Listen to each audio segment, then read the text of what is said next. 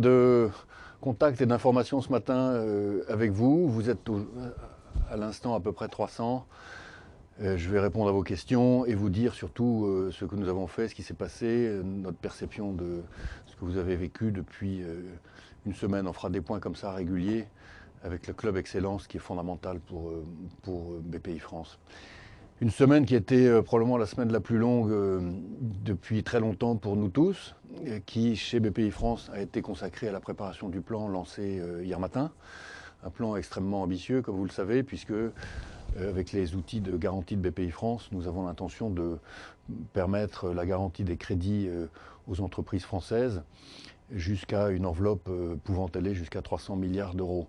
Quelque chose qui ne s'est absolument jamais vu, et avec des quotités de garantie de 90% pour les PME et les ETI et qui descend jusqu'à 70% pour les très grandes entreprises françaises. Donc il fallait, vous l'imaginez, en une semaine, et je salue la performance réalisée par les équipes de BPI France, monter toute une infrastructure, une espèce de tubulure informatique permettant de prendre en charge des volumes considérables. La plateforme, elle a tenu, puisque le prêt garanti par l'État qui a été lancé est désormais disponible depuis hier matin.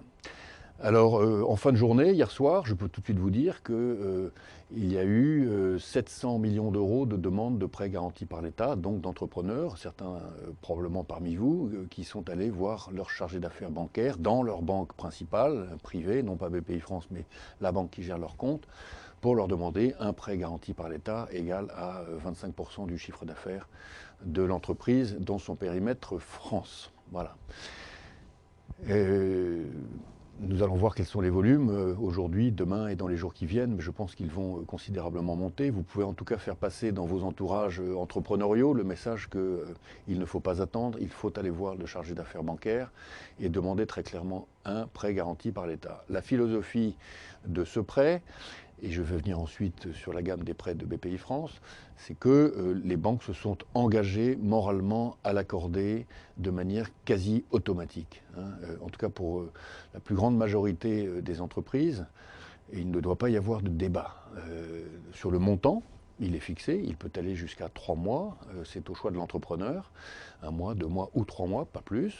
Et sur le taux sera égal au prix de la garantie de l'État, qui est 0,25% pour la première année, plus le coût de la liquidité de la banque, qui aujourd'hui est nul. Donc grosso modo, le taux, il est de 0,25, ou peut-être de 0,30 ou 0,35. Mais en tout cas, il est dans des constantes extraordinairement faibles. Pour la première année, pour la seconde année, si l'entrepreneur décide de ne pas rembourser immédiatement, mais d'étaler son remboursement sur des années supplémentaires, jusqu'à 6 ans, le taux monte progressivement, puisque le prix de la garantie monte, et que par ailleurs, le coût de la liquidité de la banque monte aussi. Mais grosso modo, au début, on est dans 0,25, 0,35, et pour quelqu'un qui sait déjà vouloir rembourser sur 5 ou 6 ans, probablement un peu au-dessus de 1%. Voilà. Bon, vous allez être confronté à des chargés d'affaires bancaires de vos banques qui vont vous dire qu'ils ne sont pas encore totalement au courant, qu'ils attendent des instructions, que ci, que ça. Bon, c'est normal. Tout ça va prendre un tout petit peu de temps. Chacune des grandes banques a 40 000 salariés dans leur réseau physique dans les territoires. Et on peut imaginer que pour faire descendre des messages dans des organismes aussi ramifiés et complexes, ça prend un peu de temps. Bon. On va quand même pas être extraordinairement patient. Il va falloir que ça se fasse et que ça se fasse assez rapidement. Donc n'hésitez absolument pas, toujours comme vous le savez sur mon adresse email, à me faire remonter les cas où on vous dit qu'on n'est pas au courant. Il n'y a aucune raison de ne pas être au courant. Vous avez vu qu'on lance une campagne de publicité ambitieuse, télévision, radio depuis hier soir, beaucoup de leaflets, des présentations commerciales, des questions-réponses qui sont extrêmement détaillées, et donc on ne pourra pas dire qu'on ne savait pas. Cela dit, l'ambiance au sommet des hiérarchies des grandes banques françaises est celle à l'union sacrée. Je tiens à le souligner, tout le monde a envie que ça marche, tout le monde est conscient de la nécessité absolue de créer ce pont aérien de cash que BPI France a inventé il y a 10 jours, et que tout le monde a désormais repris, que ce soit les grandes banques ou le ministre des Finances lui-même. Voilà, donc nous sommes à J+2 du grand plan autour du prêt garanti par l'État. Nous allons voir comment il se déploie dans les jours, semaines et mois qui viennent. Un point très particulier pour ceux d'entre vous qui avaient des poules bancaires. Ce qui est acquis entre banques, c'est que les banques se partageront le PGE au prorata de leur pourcentage dans le pool bancaire. Si vous avez 4 banques à 25% chacune, chaque banque prendra 25% du PGE. Voilà. C'est extrêmement simple. Donc ça, c'est ce qui a été décidé par les directeurs généraux des banques. Donc on ne peut pas dire en bas dans le réseau que, là encore, on n'est pas au courant.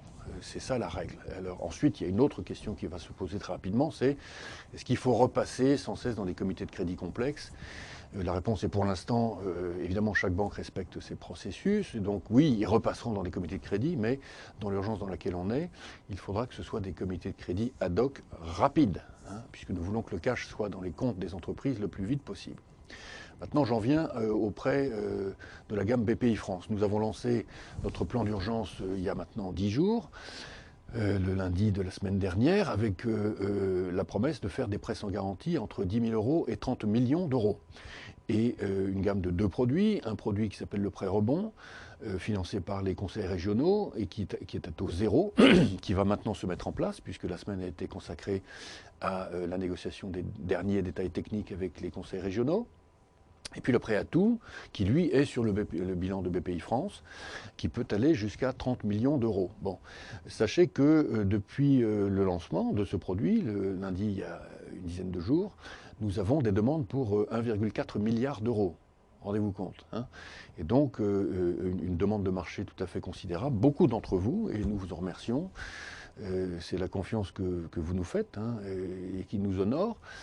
Beaucoup des accélérés qui sont rentrés dans les écoles de BPI France ont demandé leur prêt à tout, parfois pour des montants tout à fait significatifs. Je tiens à vous dire que le réseau de BPI France a été vraiment, je pense, j'espère que vous en êtes aperçu, extraordinaire dans sa mobilisation. Puisque avant même l'annonce du plan lundi il y a 10 jours, nous avions demandé à nos collaborateurs, autant que possible, dimanche, de passer des coups de fil à leurs principaux clients.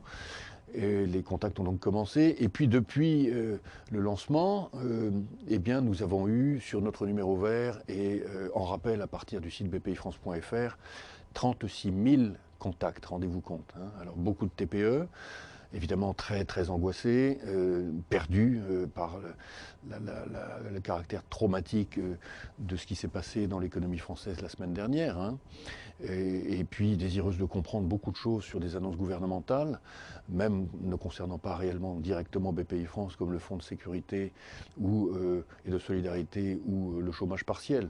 Mais nous avons tenu la charge de ces appels, mobilisé dans BPI France 500 volontaires qui normalement ne sont pas au front de clients, qui sont dans les fonctions support, ou qui sont d'ailleurs dans notre grande division de private equity et d'investissement, ou qui sont à la direction financière, à la direction informatique, et qui ont pris les appels, y compris tard le soir, quitte à rappeler les clients après avoir obtenu des réponses plus précises à des questions particulières. Je pense que ce travail qui a consisté pour toutes nos équipes à partir de chez elles, en télétravail bien entendu, chacun avait des listes considérables de clients à rappeler, a absorbé une partie du choc émotionnel terrible de la semaine dernière, nous sera reconnu. En tout cas, sachez que je suis très fier des équipes de BPI France dans la manière dont elles sont mobilisées depuis le début de cette crise, et je peux vous dire qu'elles encaissent, évidemment de votre côté, on va en parler, mais également du côté de tous ceux qui ne sont pas particulièrement des excellences, qui sont des clients parfois plus fragiles, ou des TPE, elles encaissent un volume d'inquiétude et d'angoisse assez considérable. Voilà. Alors, où en est-on aujourd'hui? Je vais faire un petit point.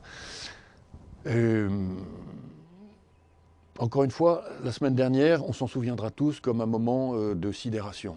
Après le discours du président de la République, évidemment, quand on met un pays comme la France, qui est un pays de liberté, en confinement, on peut imaginer que les conséquences psychologiques en rafale sont considérables, et c'est exactement ce qui s'est passé. Ce d'autant plus que la mesure très généreuse qu'il faut saluer, mise en œuvre par le président de la République et le gouvernement autour d'un chômage partiel jusqu'à 4,5 fois le SMIC, était au fond incitative à ne pas trop se poser de questions sur s'arrêter ou ne pas s'arrêter. Bon, le tout dans un contexte où, nous le savons, ce virus est vraiment... je cherche mon mot, mais celui qui me vient à l'esprit, c'est une saloperie, ce virus. Voilà.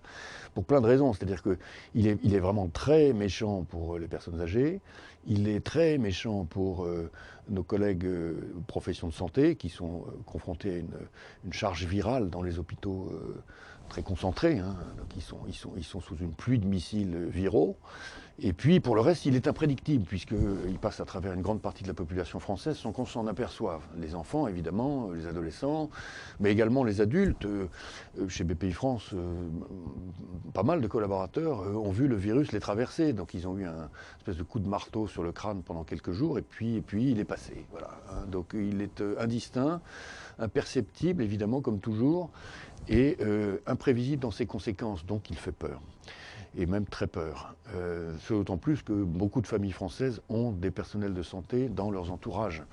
Et les personnels de santé sont littéralement terrorisés, il faut le reconnaître, parce que mal équipés. Tout ça fait que dans la semaine que nous avons vécue, eh bien, une grosse partie de l'économie française s'est arrêtée. Les chiffres en début de cette semaine, hein, lundi, mardi, étaient vraiment très, très inquiétants. Ils le sont toujours.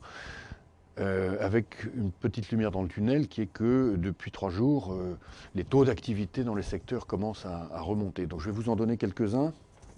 Au total, l'industrie française, si je commence par l'industrie, était descendue à moins de 50% de ses capacités, avec de très grandes variations selon le secteur. Par exemple, le semi-conducteur ne s'est pas arrêté, ce sont des énormes usines qui sont hyper sécurisées, avec des filtrages d'air 10 000 fois plus efficaces que les masques.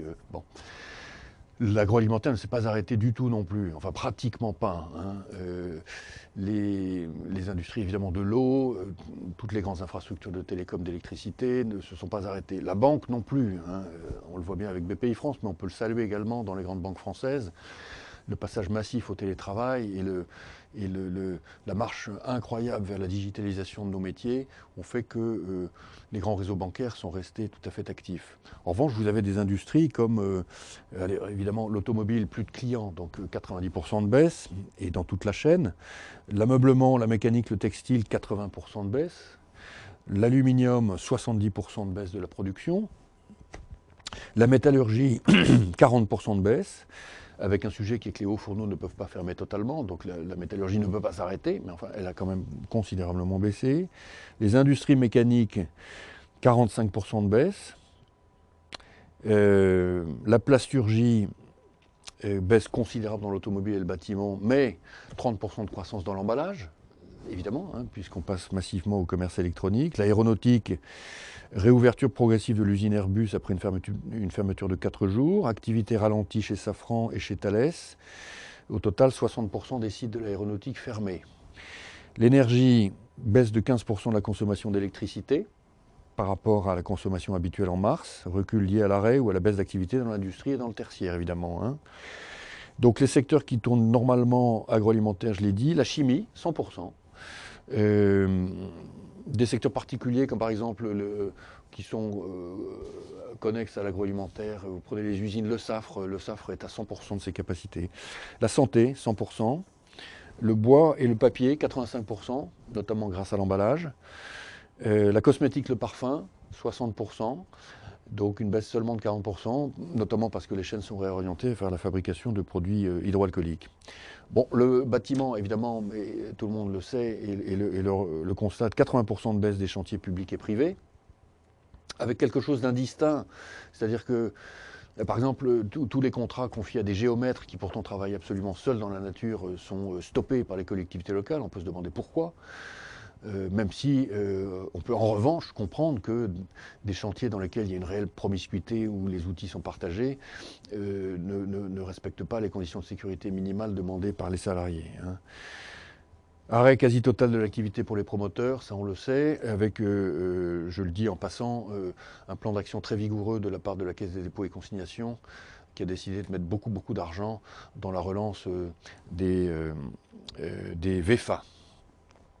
Voilà, bon, les télécoms, j'en ai parlé, les centres d'appel fonctionnent, etc., etc. Bon, avec, pour terminer, un sujet majeur sur le transport, et ça vous le constatez tous, c'est-à-dire moins de transporteurs, plus cher, hein, et parfois des comportements de tarifs prédateurs. Voilà tout ce qui s'est passé dans une semaine qui a été la semaine la plus longue de l'histoire économique française depuis très longtemps, hein, très très longtemps, probablement depuis 2008, et si ce n'est pas plutôt quelque chose qui nous ramènerait à la mémoire qu'on peut avoir des grands chocs pétroliers qui nous avaient traumatisés. Maintenant, où va-t-on? C'est toute la question. D'abord, c'est un virus, c'est une épidémie. Ce n'est pas une crise économique systémique où tous les fondements même du système économique sont remis en cause parce qu'ils étaient en réalité pourris. Ce n'est pas du tout le cas. Les fondements, les bases sont solides. Les banques sont solides, elles n'étaient pas solides en 2008. Les assurances sont solides, elles ne l'étaient pas. Les marchés financiers sont solides, ils ne l'étaient pas. Il n'y a pas de gigantesque bulle de valorisation qui méritait absolument d'être crevée. Il n'y a pas de phénomène massif de surendettement de ménages fragiles, comme c'était le cas. Nos entreprises, et on est bien placé pour le savoir, Bpifrance, et vous le savez puisque vous êtes Excellence, ont des fondements solides. L'économie, quand elle a été arrêtée par la crise cardiaque, était une économie saine. Et donc, nous ne sommes pas aujourd'hui en position de dire, avec une sorte de mélancolie et de fatalisme, que ce serait une crise en L. On est toujours dans l'idée que c'est une crise en V ou U, avec un rebond. Alors, toute la question est combien de temps va durer le passage au travers du précipice. Et par conséquent, quelle est la distance qu'on doit se fixer et la durée pour le pont aérien de Cache. Aujourd'hui, le pont aérien de Cache, avec le prêt garanti par l'État, il est de facto de 3 mois. Puisque le prêt qui est fait, qui est une avance sur recette, qui consiste à vous prêter le chiffre d'affaires que vous n'aurez pas eu, porte sur un quart donc 3 mois de votre chiffre d'affaires. Bon. En même temps, vous avez la gamme des prêts de Bpifrance, Rebond et Atout, qui vous permet de faire un top-up sur le prêt garanti par l'État et de tenir plus longtemps encore. Moi, mon conseil, c'est que vous preniez tout. Pourquoi? Parce que, encore une fois, est-ce que ça sera un V vertical comme c'est le cas en Chine aujourd'hui? Encore que ça n'est pas vrai pour tous les secteurs. Est-ce que ça sera un U? Nous ne pouvons pas le dire aujourd'hui. Et ça sera beaucoup lié à la manière dont, au fond, notre psychologie collective, en France et en Europe, va se laisser ou pas atteindre par la manière dont le virus va faire le tour du monde. Le virus va faire le tour du monde. Il va toucher 60% de la population mondiale. C'est comme ça. Mais ça va se faire de manière chaotique, imprévisible et très souvent dramatique, donc hyper médiatisée. Vous allez avoir une grande crise aux États-Unis, sanitaire. Vous allez avoir une crise terrible en Afrique, sanitaire. Vous aurez probablement en Inde une crise terrible sanitaire aussi. Et tout ça va produire des images, tout ça va être extraordinairement angoissant. Même si l'Europe est sortie, même si le virus a fait le tour de l'Europe, il continuera de faire le tour du monde. Bon. Et donc, c'est très difficile à prévoir. La conséquence sur le choix rationnel des acteurs économiques de ce phénomène historique hyper frappant et dont tout le monde se souviendra dans les décennies qui viennent. Mais notre conviction à nous, à Bpifrance, c'est que ce sera un U. Et donc que le rebond doit être prévu. C'est encore un peu tôt, très clairement, mais il doit être prévu. On est à l'échelle de quelques mois. Donc, prenez le cash, parce que c'est quelques mois, 3 mois, peut-être plus, avec une remontée. Et 2, c'est le moment de se poser des questions opérationnelles fondamentales sur votre entreprise. Votre entreprise, son destin, ce que vous voulez en faire, comment vous voulez profiter du rebond dont on parle là. Est-ce que c'est le moment de repenser à des opérations structurantes? Est-ce que c'est le moment d'accélérer? Et je pense que c'est le cas parce que nous prenons tous une leçon de digital en ce moment, il faut bien le voir. Donc d'accélérer la digitalisation de vos processus, de basculer brutalement dans l'usine 4.0, etc., etc. Je pense que oui. J'ai conscience du fait que ça peut être violent d'entendre un discours comme celui-ci au moment où on est encore au fond du trou, et pourtant en réalité, il ne faudra pas trop tarder à se poser ce genre de questions. En tout cas, nous serons à vos côtés pour le faire, y compris au travers de notre équipe d'accompagnement qui va lancer un produit qui s'intitulera le diagnostic 360 de reprise, hein, donc le 360 reprises, qui vous sera proposé. Alors évidemment d'abord par téléphone et puis dès que possible en présence physique, et qui consistera à mettre vraiment en ordre dans nos esprits tout ce qui fait qu'on se sentira bien équipé pour le redémarrage. Voilà ce que je voulais vous dire ce matin. Je sais bien par les remontées qui viennent de nos accélérés avec lesquels nous sommes jour par jour en contact, et puis par également les remontées qui viennent des entreprises au capital desquelles nous sommes, à quel point une grande partie d'entre vous ont vécu des jours dramatiques en fait, hein, des jours de boule au ventre. Hein, c'est très clair. Beaucoup d'entre vous ont perdu une très grande partie de leur chiffre d'affaires du jour au lendemain. Moi, j'ai une très grande admiration pour vous, je vous le dis, parce que ce que nous avons vu remonter, c'est quand même énormément de sang-froid et d'éthique de responsabilité, qui est ce qui fait la qualité de nos clients excellence. Donc je souhaitais que vous le sachiez, et puis je souhaitais vous en remercier. Voilà. Alors maintenant, je vais regarder vos questions. J'ai une petite tablette sous les yeux.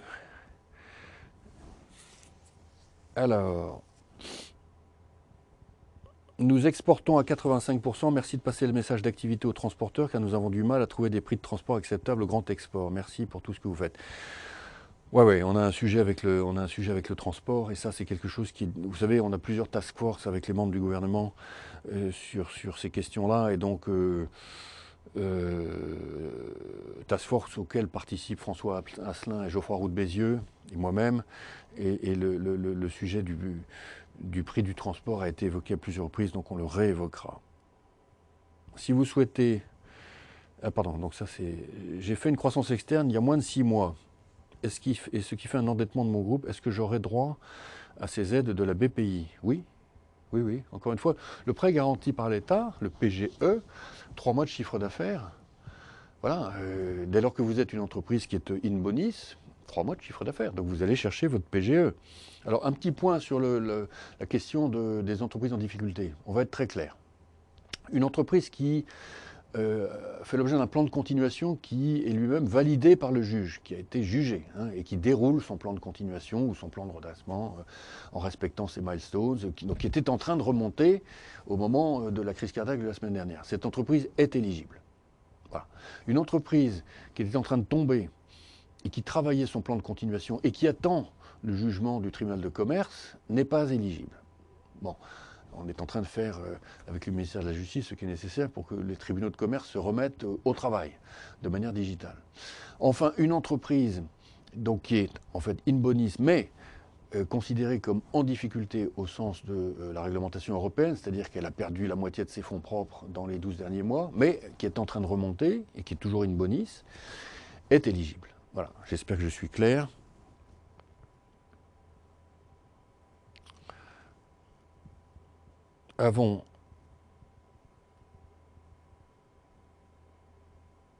Alors c'est pas très clair la manière dont c'est dit là, donc je vais passer.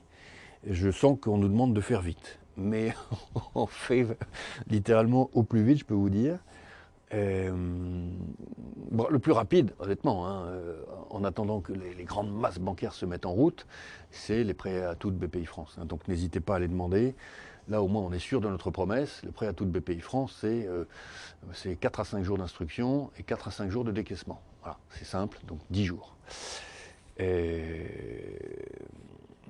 Lisor Planex dit « Désolé, mais pas la chimie de spécialité ». Oui, je comprends. En même temps, quand je parle au patron d'Arkema, il me dit « Moi, mes usines fonctionnent à 100%. » Et il est dans la chimie de spécialité. Pouvez-vous nous en dire plus sur le prêt de trésorerie, 25% du chiffre d'affaires? Donc ça, je vais peut-être me répéter, mais c'est bien le prêt garanti par l'État. J'en ai donné le taux, j'en ai donné le terme. À vous d'aller le demander à votre chargé d'affaires bancaire. Hein. La seule chose que vous devez discuter avec le chargé d'affaires bancaire, c'est pas le si, puisqu'il doit le faire. C'est le taux, 0,25 plus un petit spread, mais il sera très faible, et la durée. C'est à vous de dire, est-ce que vous souhaitez faire 1 an ou tout de suite vous engager sur 3-4 ans. Et le montant, est-ce que vous voulez 1 mois, 2 mois ou 3 mois. Voilà, il y a 3 trucs à décider avec le chargé d'affaires bancaire. Ensuite, c'est plié. Vous allez sur le site bpifrance.fr, vous saisissez votre numéro unique, vous obtenez une attestation, vous revenez voir votre chargé d'affaires bancaire avec votre attestation BPI France et vous obtenez votre crédit. Pourquoi est-ce qu'on demande une attestation? Parce que, évidemment, vous avez des entrepreneurs qui sont malins au point d'aller demander 2 fois le PGE à 2 banques différentes qui ne se seraient pas parlé. Or, l'État ne peut pas payer 2 fois la garantie sur 2 PGE. C'est quand même à la fin des fins vous qui payez, puisque c'est de l'argent public, le coût de cette garantie à 90% sur le prêt garanti par l'État. Quel est le chiffre d'affaires de référence pour le PGE? C'est le chiffre d'affaires 2019 de vos entités françaises. Si vous êtes déjà implanté à l'international, vous ne prenez que la France, chiffre d'affaires 2019. Alors, pouvez-vous inciter les filiales de personnel à la Caisse des dépôts et consignations à payer leurs fournisseurs et prestataires, notamment CDC Habitat? Je note, et je peux vous dire d'emblée que c'est évidemment l'éthique et le souci d'Éric Lombard, directeur général de la Caisse. Comment allez-vous pouvoir gérer la masse de demandes avec les effectifs actuels de BPI France? Bon, vous avez vu, on a mobilisé 500 volontaires, et je peux vous dire qu'ils téléphonent jusqu'à 10 h du soir. Hein. Voilà, donc ça c'est l'esprit BPI France, qui est vraiment l'esprit de mission. J'ai toujours dit, vous savez, quand on recrute nos jeunes chez BPI France, on regarde s'ils sont compétents, bon, très bien, on regarde s'ils ont les mêmes valeurs que nous, bon, très bien, et puis surtout on essaie de sentir s'ils ont l'esprit de mission ou pas. S'ils ne l'ont pas, on ne les prend pas. Cela dit, le gros des volumes sur le PGE doit être pris par les banques, pas par la BPI. Hein. Donc la BPI, elle va s'occuper de vous pour les prêts à tout et les prêts rebonds, ainsi que pour l'affacturage. Hein.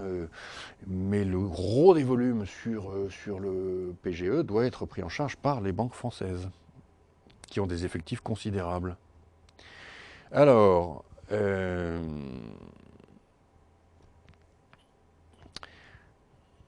comme de nombreux autres start-upers, je suis client d'une néobanque. Les banques traditionnelles contactées pour l'instant refusent d'accorder des prêts garantis. Avez-vous des recommandations? Alors, les banques traditionnelles ne vont pas pouvoir refuser d'accorder le prêt garanti par l'État. Ça, c'est l'engagement de la profession. Et par ailleurs, on est en train de travailler avec la Fédération bancaire française, l'État et nous-mêmes sur la manière dont on étend le prêt garanti par l'État aux néobanques, qui nous ont en effet fait des propositions de distribution. Et je pense en effet que vu les volumes, il faut absolument qu'on ait un canal digital du PGE, notamment pour les petits PGE. Nous travaillons essentiellement pour des collectivités. Pensez-vous possible de les inciter à accélérer leur délai de paiement et surtout à faire des avances ou à compte sur prestations produites? Bon, la réponse est pas dans les mains de la BPI, mais c'est typiquement quelque chose que je peux dire dans les task force gouvernementales auxquelles je participe, bien sûr. Et tout le monde est évidemment d'accord. Ensuite, il faut faire descendre le message. S'agissant des grandes entreprises, en tout cas, ce qui est certain, c'est que notre ministre Bruno Le Maire a déjà fait passer le message très fort et très dur qu'une grande entreprise qui ne respecte pas, là encore, une morale de base de délai de paiement avec ses fournisseurs et toute sa chaîne de valeur ne pourra pas bénéficier du prêt garanti par l'État, puisque des grandes entreprises le demandent aussi. Hein. Elles demandent un PGE pour un tiers de leur chiffre d'affaires France. Dès qu'on est sur des très grands montants, la garantie n'est simplement plus de 90%, elle passe à 70%. Mais elles le demandent. Et ces entreprises, Bruno Le Maire est très clair, il a dit, vous n'aurez rien si vous ne respectez pas votre discipline de délai de paiement vis-à-vis de vos fournisseurs de rang 2 et 3 en France. Alors, la crise pétrolière recommence visiblement. Le baril s'est effondré, au moins autant qu'à la dernière crise, et nos clients de ce secteur nous demandent une baisse impossible de moins 25%. Oui, alors ça, on est dans un cas qui ne définit pas le paysage global, mais en effet, dans l'oil and gas, on est dans une crise à nouveau très marquée. BPI France est bien au courant de tout ce qui se passe dans cette filière, puisque nous sommes actionnaires de Technip et nous sommes actionnaires de Valorec. Et donc nous sommes en soutien de ces entreprises, qui d'ailleurs ne nous inquiètent pas en termes de liquidité, puisqu'elles ont accumuler un volant de liquidité suffisant pour tenir dans la durée. Mais c'est sûr que les équilibres de chaîne de valeur dans ce secteur sont à nouveau bouleversés. Et je ne suis pas surpris que ces entreprises demandent des gains de productivité très importants sur toute la chaîne. C'est malheureusement la conséquence d'une guerre qui nous échappe totalement entre la Russie, l'Arabie Saoudite et les États-Unis, avec une décision prise de manière étonnante et presque un peu irrationnelle par Vladimir Poutine de lancer une offensive tarifaire brutale pour abîmer l'industrie pétrolière et du gaz shale américaine dans le contexte géopolitique qu'on connaît. Enfin, tout le monde en paye le prix, malheureusement. Alors, je ne pense pas que les banques entendent le message « on prend tout » car leur comité regarde la capacité à rembourser, elles gardent le réflexe anté-crise. Alors là, il va falloir que les réseaux bancaires s'alignent sur ce que disent les directeurs généraux des banques.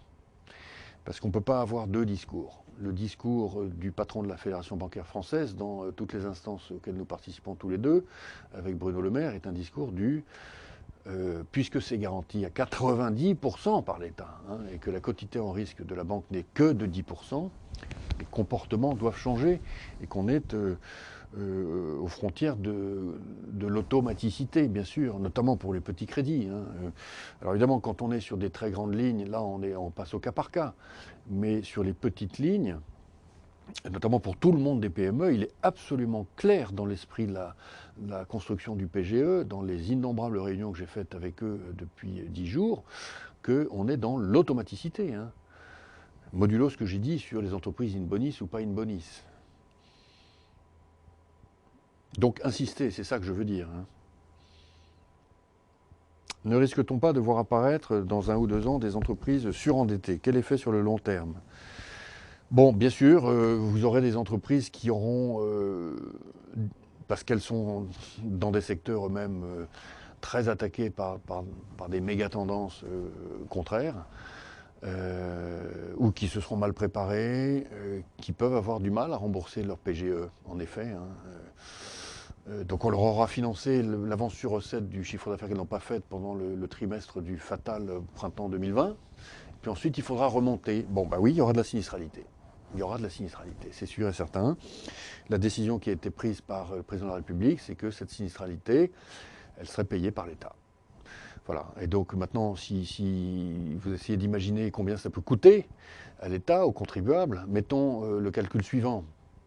Moi, je ne pense pas que les entreprises françaises vont aller chercher 300 milliards d'euros de PGE. Mettons qu'elles aillent en chercher 100 milliards. Ce serait déjà considérable. Hein. 600 millions hier. Bon, mettons que ça soit 100 milliards. Mettons que sur les 100 milliards, vous ayez une sinistralité considérable. Mettons 10%.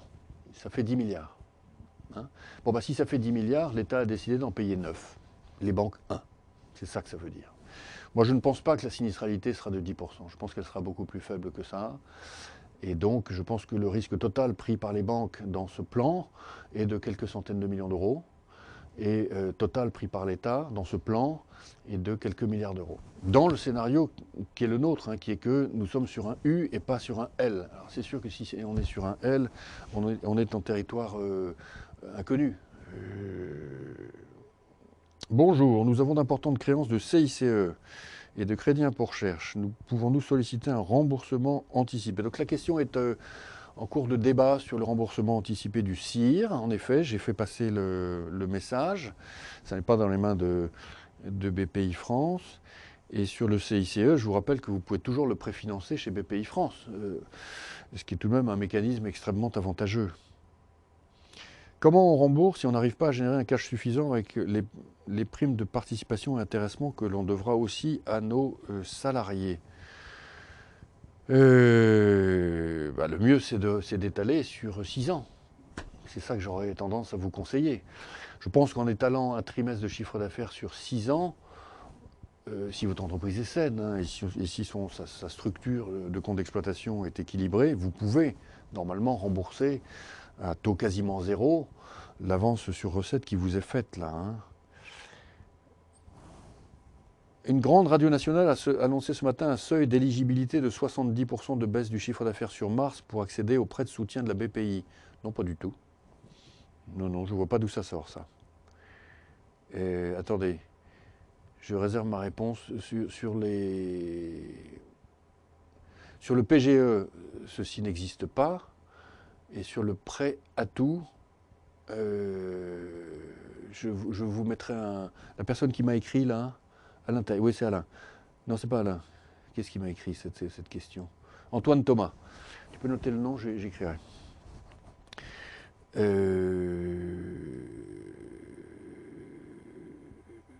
Alors.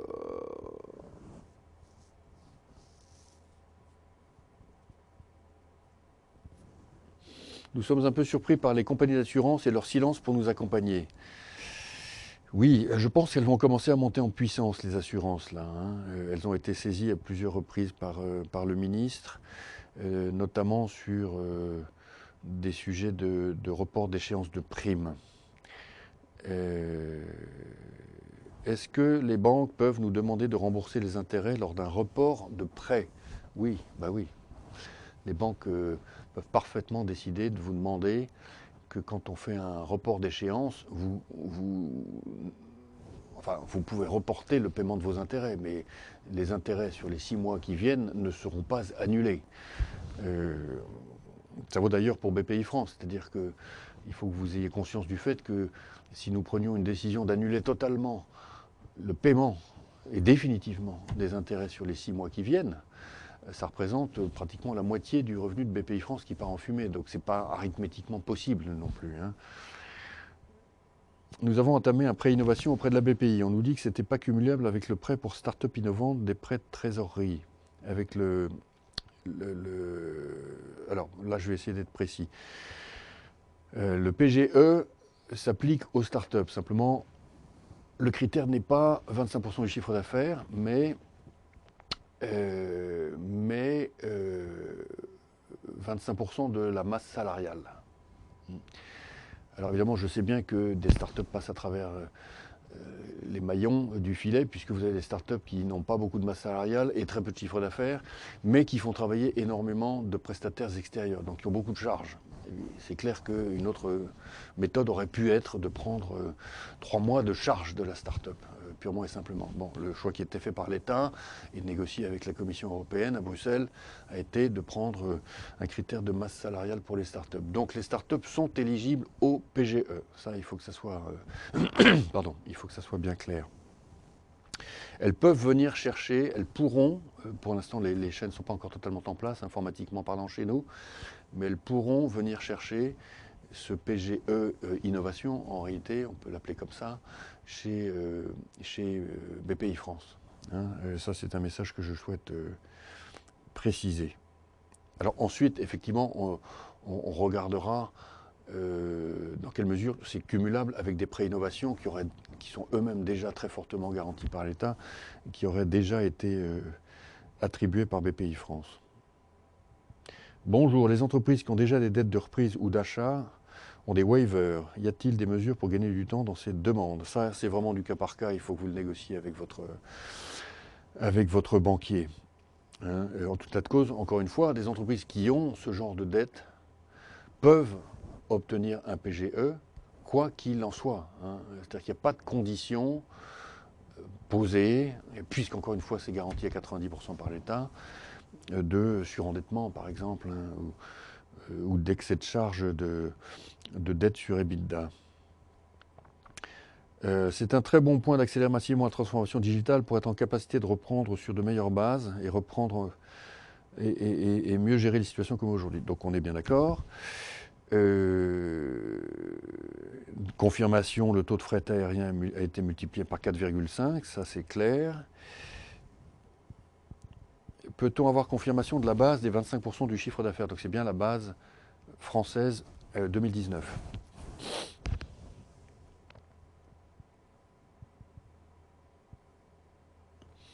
Une seule commande cette semaine pour le Japon, impossible de livrer faute de transport. Alors, faute de transport aérien, j'imagine, mais nous sommes actionnaires de CMA-CGM. Le transport maritime fonctionne. Hein, je ne pense pas me tromper. Donc, vous avez peut-être intérêt à vous rapprocher de CMA-CGM. Quels sont les critères particuliers des startups dans le cadre du PGE? Donc ça, j'en ai parlé. Sachant que par ailleurs, nous allons lancer un fonds d'obligations convertibles pour les startups. Celles qui notamment devaient faire une levée, la levée n'est plus possible. Elles doivent faire un bridge, attendant une levée qui viendrait finalement à l'automne. Eh bien, ces startups, nous pourrons non seulement leur faire un PGE innovation, mais par ailleurs un bridge en obligations convertibles au travers de l'un de nos fonds de capital risque. Bonjour, le prêt rebond étant financé par les régions, pouvez-vous confirmer que toutes les régions sont concernées? Je pense à ce jour pouvoir vous le dire, en effet. Hein, il restait à caler 2 ou 3 détails avec la région Île-de-France. Ceci a été fait hier. Et donc le prêt rebond, qui est à taux zéro, hein, je vous rappelle, de 10 000 euros à 300 000 euros, est un prêt France entière avec, de notre part, une campagne de communication qui démarre mercredi prochain sur ce point. Le PGE s'applique à la holding ou aux sociétés d'exploitation. Le PGE s'applique aux sirènes de l'entreprise France. C'est tout ce que je peux vous dire. Donc si c'est une... alors si l'implicite c'est que la holding est une holding animatrice mais qui ne consolide pas le chiffre d'affaires des entreprises, non. Alors à ce moment-là, ce seront les entreprises qui vont aller chercher elles-mêmes le PGE sur leur chiffre d'affaires. Alors, ferez-vous ce chat tous les jeudis et pendant combien de temps? C'est pas exclu. Je trouve que c'est plutôt une bonne méthode quand je vois le nombre de questions qui sont posées. Une banque m'a demandé ma note Banque de France en me disant que la limite du PGE sera à 5+. Est-ce vrai? Alors, je réserve ma réponse. Le 0,25% de garantie de l'État s'applique à tout ce qui est jusqu'à 5+. Maintenant, il me semble que pour le PGE, comme pour le prêt à tout, il y a un prix de garantie un peu supérieur pour pouvoir couvrir les notes au-delà de 5+. En tout cas, sur le prêt à tout, c'est clair. Hein, vous pouvez, même si vous n'êtes pas 5+, aller chercher un prêt à tout, vous paierez simplement un peu plus cher. Oui, la base de calcul du 25% du chiffre d'affaires, c'est le dernier bilan déposé. Alors... Bonjour, en tant qu'accéléré, notre chiffre d'affaires 2020 sera 3 fois celui de 2019, or le plafonnement du prêt est de 25% du chiffre d'affaires 2019.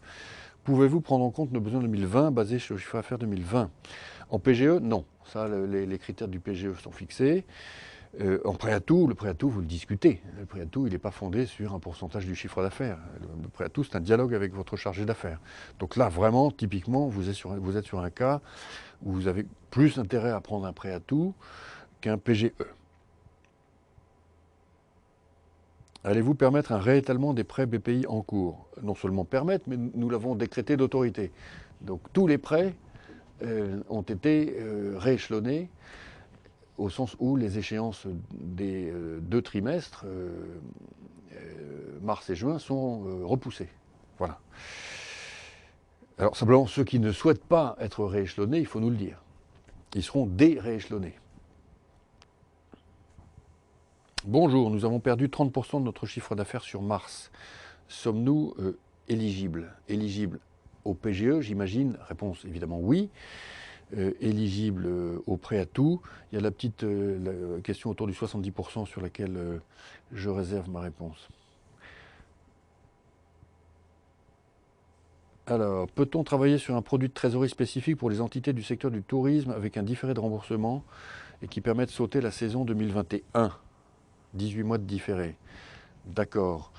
Alors, sachez, monsieur Orsini, qu'il y a un prêt tourisme qui est indexé sur un fonds de garantie spécial qui permet de financer les prêts à l'hôtellerie et à la modernisation de la restauration, et qui est un prêt quand même très intéressant.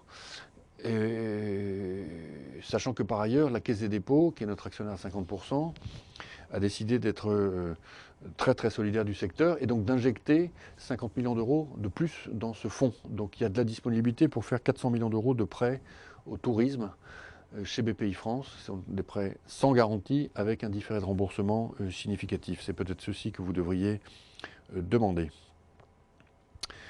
Alors, la garantie 90% du PGE, ce n'est pas compatible avec un pooling bancaire. Si, c'est tout à fait compatible avec un pool bancaire, donc ce qui est là aussi décidé, c'est pas discuté, c'est décidé, c'est que quand il y a un pool bancaire, les banques se partagent le PGE. Donc si vous avez 4 banques, chaque banque prend un quart du PGE, lui-même égal à 25% de votre chiffre d'affaires. Et il n'y a pas à discuter.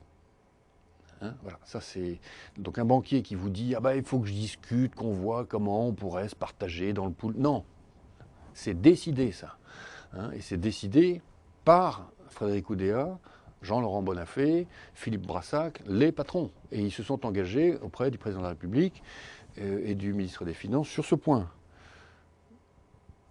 Est-ce que BPI a des mécanismes pour coordonner la French Tech et la European Tech avec la Banque européenne d'investissement ?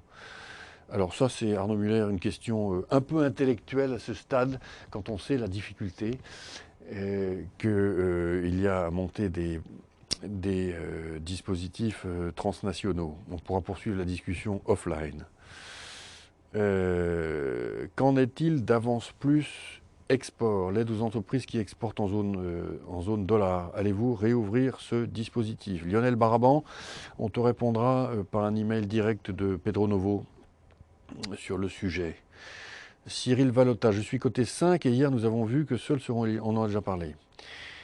Quel taux pour le remboursement anticipé du prêt Atout?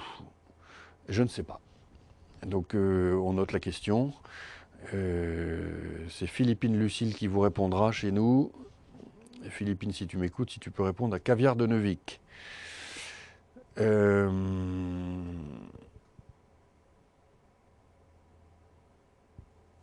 Le problème majeur est l'arrêt du transport, on est d'accord. Si les appros et les livraisons sont assurés, notre usine peut redémarrer. Bertrand Dubin, tout à fait d'accord. On en est tous conscients. Et il y a une très forte pression qui est mise sur les transporteurs aujourd'hui. Les grands groupes bloquent les règlements comme d'habitude. Philippe Hérault, faites-moi remonter, faites-moi, à moi, nicolas.dufourc@bpifrance.fr, votre information, mais précise, avec le nom du groupe, et vraiment je vous le demande. Pourquoi un tel décalage entre les annonces du gouvernement et la réalité avec les difficultés et les incertitudes pour obtenir le chômage partiel? Bon, sur le chômage partiel, bien sûr, je ne peux pas m'exprimer, je ne suis pas en charge. Ce qui est sûr, je vais vous dire un élément de contexte, hein, c'est quand dans le drame il y a 15 jours, le gouvernement a décidé de faire un geste majeur de chômage partiel, comme on n'en avait jamais fait en France, payé par l'État jusqu'à 84% de 4,5 fois le SMIC.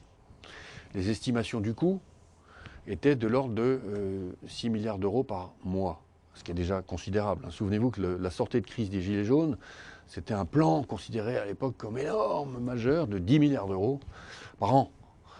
Bon, là, c'est 6 milliards par mois. Bon, la vérité, c'est que le programme a été considéré comme tellement avantageux et que par ailleurs, les gens ont eu tellement peur la semaine dernière que tout le monde l'a demandé. Et donc aujourd'hui, le gouvernement est confronté à une réalité. Ça coûte 9 milliards d'euros par mois. Et donc, c'est pas que le gouvernement est grand seigneur en disant, c'est que le gouvernement est confronté à un problème opérationnel comme vous le seriez à sa place. Hein.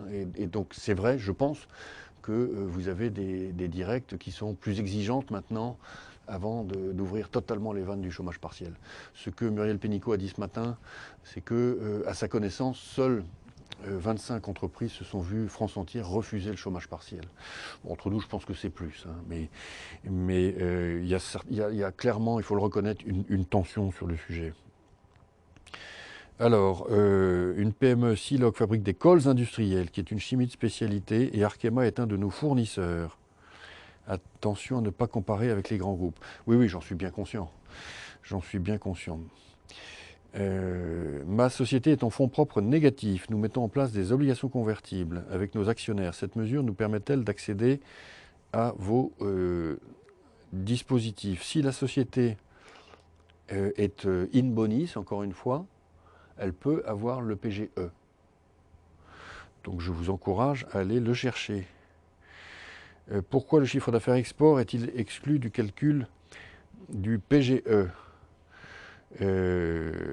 Pardon, le chiffre d'affaires qui est pris en compte pour le PGE, c'est le chiffre d'affaires produit en France. Hein.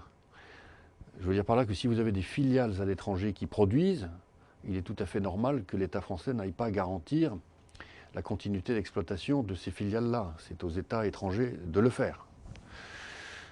Il reste combien de temps? Une minute? Bon, je vais conclure. Il y a encore beaucoup de questions. Peut-être qu'il faudrait que la prochaine fois, on prenne plus de temps. Hein. Beaucoup de questions. Mais ces questions, en fait, on va les prendre. Et elles vont enrichir le question-réponse papier, enfin digital, que nous allons vous communiquer. Hein, voilà, ok. Malgré notre demande de report, l'URSSAF et le fisc ont prélevé. Ça, c'est bizarre. C'est même très anormal. Donc ça fait partie des choses qu'on peut remonter. Bref, beaucoup de choses hein, dans vos questions. Vous étiez combien? 763 aujourd'hui. Merci beaucoup. Je constate que l'exercice est extrêmement important et utile. Donc on va le refaire jeudi prochain et on prendra plus de temps. Hein, on se donnera plus de temps pour répondre aux questions et je serai peut-être moins long dans mon introduction. Encore une fois, bravo pour votre résilience, votre courage. Et merci à tous. N'oubliez pas que le club BPI France Excellence a cette dimension de responsabilité collective et de devoir de partager un minimum de discours optimistes et positifs sur ce qui est en train de nous passer envers et contre tout. À la semaine prochaine.